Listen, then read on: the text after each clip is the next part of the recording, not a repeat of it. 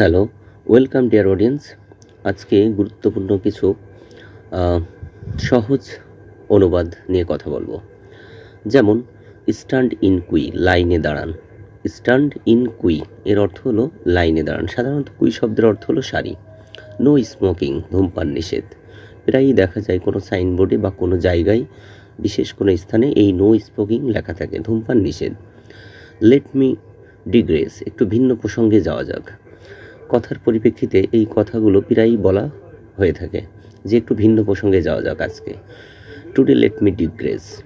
I swear I will, কসম আমি করব বা শপথ করছি আমি করব। I swear I will. I give up, আমি ছেড়ে দিয়েছি, অর্থাৎ আগে করতাম এখন আর করি না। I give up. I give up smoking, আমি ধূমপান ছেড়ে দিয়েছি। পার্ডন মি, মানে ক্ষমা করো। Pardon me.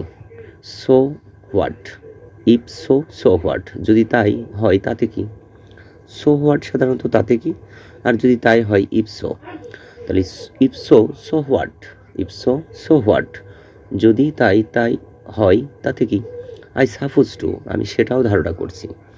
এগুলো সাধারণত বাক্যের কোনো স্থানে বসিয়ে বাক্যটাকে এক্সটেন্ড করা হয়। আমি সেটাও ধারণা করছি।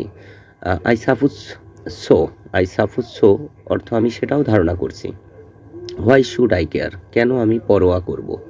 হোয়াই শুড আই কেয়ার, কেন আমি পরোয়া করব। ইজ ইট সো, তাই নাকি। ইজ ইট সো কথার পরিপ্রেক্ষিতে আমরা বলেই থাকি তাই নাকি দোস্ত বা ফ্রেন্ড। তাহলে ইজ ইট সো ফ্রেন্ড, তাই নাকি দোস্ত। আই এম ডিলাইটেড, আমি আনন্দিত বা আমি উল্লসিত। I am delighted.